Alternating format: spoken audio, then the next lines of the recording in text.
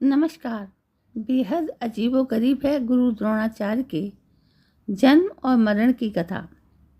महाभारत में उनकी मृत्यु भी छलपूर्वक हुई थी।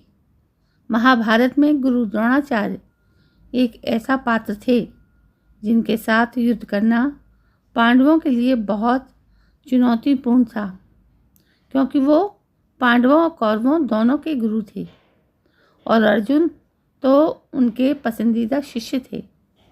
केवल यही नहीं, उनकी मृत्यु साधारण तरीके से हो भी नहीं सकी थी, इसलिए उनकी मृत्यु के लिए छल की राह अपनाई गई, जो अपने आप में बहुत दिलचस्प है। लेकिन इससे भी अधिक दिलचस्प उनके जन्म की कथा। तो चलिए जानते हैं। महर्षि द्रोणाचार्य कौरवों और पांडवों के गुरु होने के साथ अश्वत्थामा के पिता भी थे। गुरु द्रोणाचार्य का महाभारत के युद्ध के साथ साथ सभी प्रमुख योद्धाओं के जीवन में एक अहम भूमिका थी।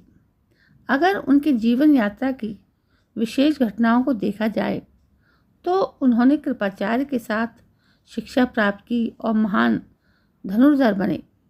उन्होंने महर्षि परशुराम से दिव्य अस्त्र शस्त्र की विद्या पाई और बाद में वो कौरवों और पांडवों के गुरु बने और उन्हें शस्त्र विद्या सिखाई। उन्होंने अर्जुन को सर्वश्रेष्ठ धनुर्धर बनाया, लेकिन महाभारत के युद्ध में कौरवों की ओर से लड़े और द्रोण पर्व में वीर गति को प्राप्त हुई। उनकी जीवन यात्रा की ही तरह उनके जन्म की कथा भी बेहद दिलचस्प है, जिसके बारे में बहुत ही कम लोग जानते हैं। चलिए जानते हैं इस बारे में। महर्षि भरद्वाज एक महान ऋषि थे जो गंगा नदी के तट पर आश्रम बनाकर तपस्या करते थे। एक दिन जब वे गंगा स्नान के लिए गए तो वहाँ उन्होंने स्वर्ग की अप्सरा घृताची को देखा। अप्सरा को देखकर महर्षि भरद्वाज के मन में अनजाने में काम भाव उत्पन्न हो गया और उनके शरीर से वीर स्खलित हो गया। उन्होंने तुरंत अपने कमंडल पात्र में उस वीर को एकत्रित कर लिया।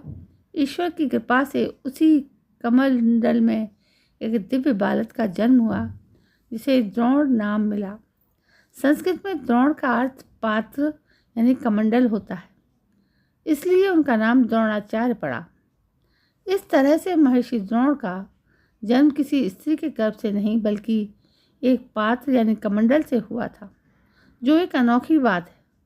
द्रोणाचार्य का विवाह कृपाचार्य की बहन कृपी से हुआ था, जिससे उन्हें अश्वत्थामा नामक बलशाली अमर पुत्र की प्राप्ति हुई थी। हालांकि अश्वत्थामा को अमरता का श्राप भगवान श्री कृष्ण से मिला था।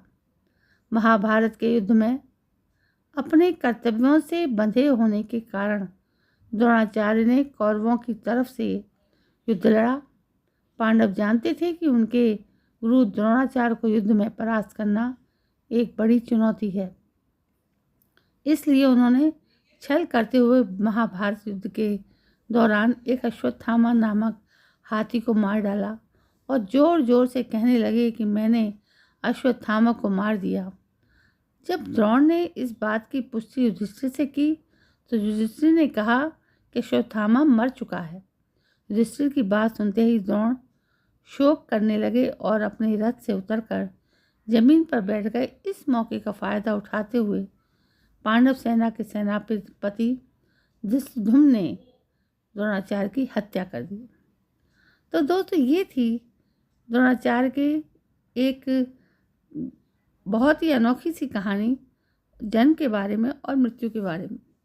ऐसी बहुत सी कहानियाँ हैं जो हमारे रामायण और महाभारत में निहित हैं। हम चाहते हैं कि आप तक पहुँचें और आप भी इनका मजा लें, क्योंकि ये कहानी कुछ ना कुछ कहती हैं और इन्हें सुनना बड़ा दिलचस्प होता है। दोस्तों, कैसी लगी आपको ये कहानी? यदि पसंद आई हो तो प्लीज़ मेरे इस चैनल को सब्सक्राइब करना ना भूलें। कल मैं फिर हाजिर होती हूँ एक नई कहानी को लेकर। तब तक के लिए जय हिंद, वंदे मातरम।